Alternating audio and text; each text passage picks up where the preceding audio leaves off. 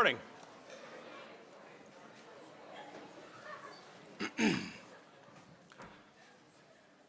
This is one of the more nerve-wracking speeches I've given in school meeting, because I want to touch on something that is sensitive and complicated and that I have no clear answers for. I think you're all crazy. And by you, I mean me and the faculty and probably your parents and siblings. I need to say clearly that when I say crazy, I don't mean mentally ill. Mental illness is a terrible state of being, especially when it is accompanied by the realization that you are mentally ill. In my early 20s, I had depression. It was crushing. While I was never remotely suicidal, it was hard to see a future that offered any hope. Doing anything was a burden. And those who I've shown this speech to have all said, maybe I'm nervous about saying, I had depression in my 20s. I had pneumonia once too. I'm not nervous about saying that, and that's really the same thing. Luckily, my depression was caused mostly by my situation in life. Unemployed, single, broke, and with no momentum to fix those things. But depression can be so deep-rooted that it requires constant medical attention to keep at bay. Obviously, when we talk about psychosis, bipolar disorder, addiction, or paranoia, we all understand that mental illness is not a joke and should not be taken lightly. But I still think we're all crazy. That craziness is really a profound part of American culture and the culture of any place like Taft. It's so pervasive that you're soaking in it and you don't even know it. But this craziness is also what makes Taft and America and other similar cultures great. Basically, I believe we live our lives out of balance. But living our lives out of balance is the only way to really achieve great things in one's life. And so the things in our life that drive us to unhappiness are also the things that can create the greatest good. If you've been paying attention to the chattering classes, guys like Thomas Friedman, over the past few decades, you've been hearing a recurring theme. Americans are lazy and entitled as compared to the compared to part changes with the times. It was the Japanese in the 80s and 90s. Today it's the Chinese, but also the school children of Finland and Poland. But basically, there's always someone out there who's working harder than Americans and will knock America off its perch as the world's preeminent economic and political power. The reality is that lots of people work hard around the world, and Americans are certainly part of that group. Last May, the Bureau of Labor Statistics pointed out that Americans work more hours per week and per year than other developed economies such as the Germans, French, English, and Japanese. Americans work until they're older, too. This trend appears to be matched at the top and bottom of America's economic pyramid. White-collar professionals tend to put in staggering amounts of overtime, and America's working poor often hold down multiple part-time jobs. And we've also been bombarded with the failures of America's education system. I can say with historical certainty that these complaints about America's failing education system are as old as the idea of public education. From Horace Mann to John Dewey to the space race with the Soviets to the achievement gap on standardized tests, American education has apparently been in crisis forever. And yet, this system still manages to produce Edisons, Fords, Watson and Cricks, Toni Morrisons, and Steve Jobs. Underlying this constant drumbeat about how Americans are lazy and American education is failing is a terrible and consuming anxiety. And I have increasingly come to see anxiety as the leading form of crazy. And what's more, anxiety can move from being just your usual everyday crazy into becoming a real mental illness. But first, let's look at this sense of anxiety. Anxiety is different from fear, though they are related. Fear happens in response to immediate stimulus. You see a snake, you recoil in fear, your heart beats faster as adrenaline pumps into your system in response to the threat. Fear is an important survival tool. Anxiety is when you're afraid of the snake when it's not around. You have that fear response, heart beating, adrenaline surging, without the immediate stimulus. The body has taken this survival tool and turned it into a problem. But this is where it gets tricky again. Anxiety or fear can often be very helpful in completing tasks, especially physical tasks, but even mental ones. Sometimes being put on the spot in a class discussion or being faced with a pop quiz can bring out reserves of energy and concentration that you need in order to complete a difficult task. But once you start to feel too much anxiety, your body's anxious reactions make it harder to complete the very task that your anxiety is provoking you to accomplish.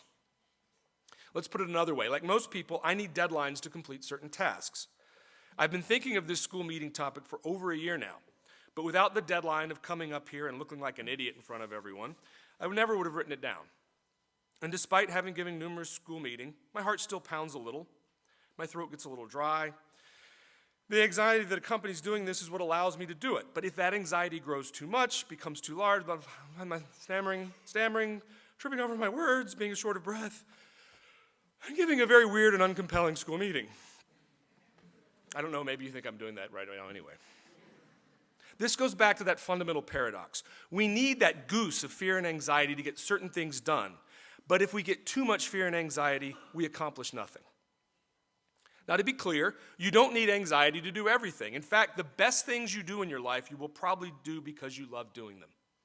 If science gets you excited, or music, or the written word, or solving puzzling questions, then you will be at your best when you do those things. But if you love science and hate writing or speaking in front of a group, then your scientific work will be limited somewhat.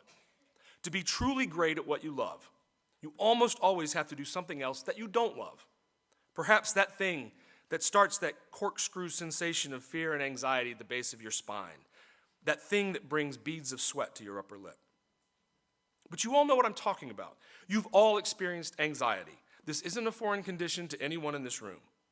And for many in the first few rows, that anxiety will grow as April comes closer, and colleges start sending out letters. And probably everyone in this room has experienced the crushing dread of a test unprepared for or a paper put off until the last minute. I won't ask for a show of hands, but has anyone ever had that dream where you walk into a classroom and suddenly you're giving a test that you weren't ready for? You ever had that one? Yeah. And are you naked? Yeah? Yeah. Or in your underwear? Yeah, that's great. Because pretty much everyone in this room has high expectations placed upon themselves by parents and your own desire to do well. You face so much in this life that will make you anxious and stressed. College admissions is simply the biggest, most immediate form of this. You work hard to get into Taft. You work hard at Taft to get into college. You work hard in college to get into a professional school or get a job. You work hard at your job to get ahead, and then you die. Or hopefully not right away. Hopefully you have a long and happy retirement. Or maybe you don't, because anxiety is not good for your heart, it's not good for your immune system, and some oncologists link it to cancers. So a drive to excellence is usually accompanied in equal parts love of what you do and an anxiety about not doing it well enough. And the very thing that enriches your life and makes it productive and rewarding is the thing that makes you miserable. Are you beginning to see why I was nervous about this talk, anxious even? So what could we do? Well, I think we have to do something because anxiety's close cousin is depression. And depression can also lead to health problems like heart disease, not to mention depression sucks the life out of you. There's therapy. There's talk therapy where you consciously explore what you are feeling and why in order to control your feelings better. There are medicines that can smooth out the jagged edges of anxiety too. At least a fifth of American adults take some form of psychiatric medication. Perhaps some of them take it when they don't need to. But I think we can also safely say that there are plenty of people who need them but don't take them. I want to go back to that number. 20% of American adults are on some form of psychiatric medication. And there are probably millions more who aren't taking psychoactive drugs because of the stigma associated with it. Which is not to say that Americans who aren't taking Zoloft or Paxil aren't medicating their anxiety and depression. Nicotine can calm people at first, though over time it makes anxiety worse. Alcohol can numb the pain of depression in the short run, while in the long term it hastens the spiral into darkness.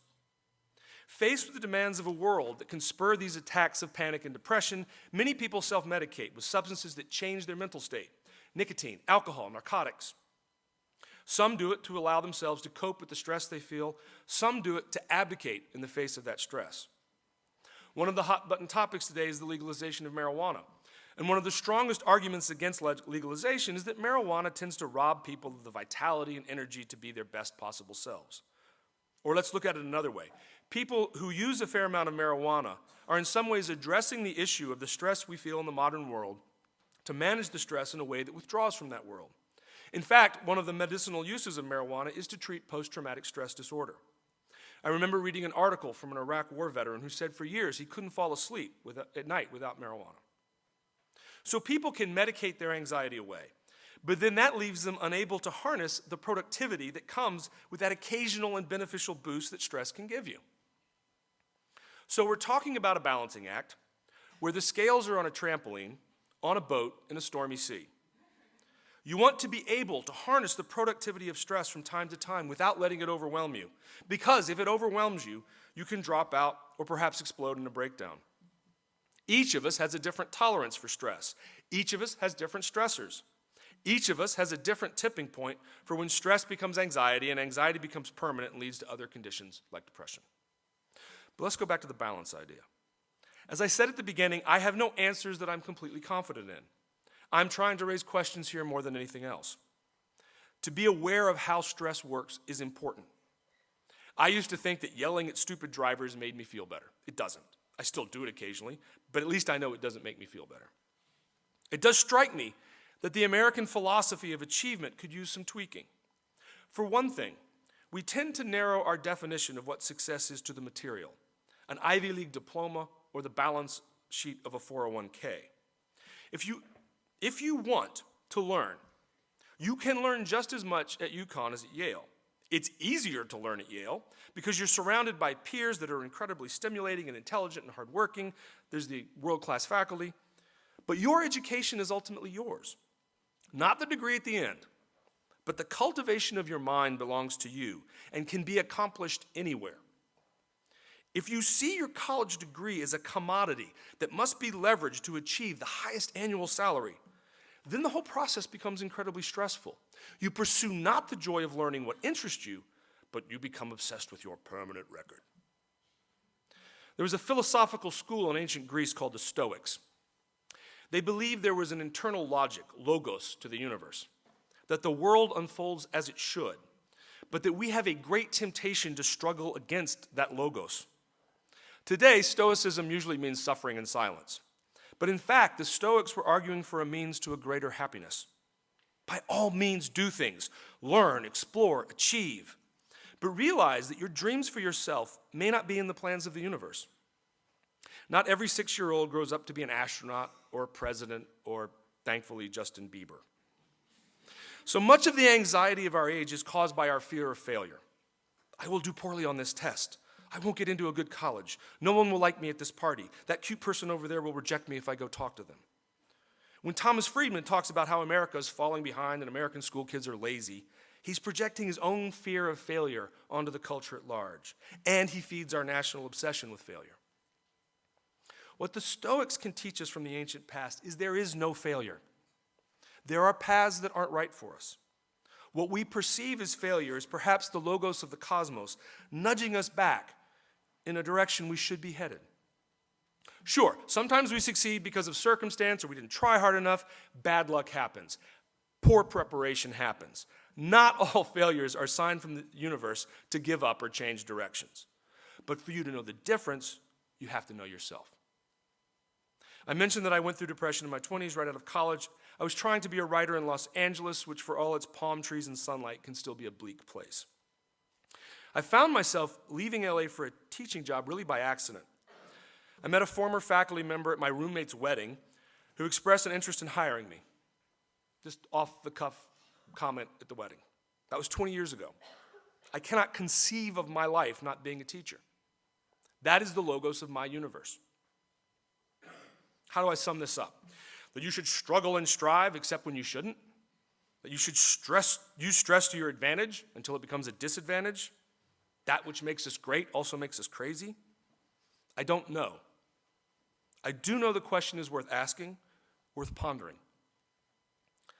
In the spirit of the old Taft evening vespers, the antecedent to morning meeting, I will close with a famous prayer by the most prestigious American theologian of the 20th century, Reinhold Niebuhr. You may have heard it before. God, grant me the serenity to accept the things I cannot change, courage to change the things I can, and wisdom to know the difference. Living one day at a time, enjoying one moment at a time, accepting hardships as the pathway to peace, taking as he did this sinful world as it is, not as I would have it, trusting that he will make all things right if I surrender to his will, that I may be reasonably happy in this life and supremely happy with him forever in the next. Amen.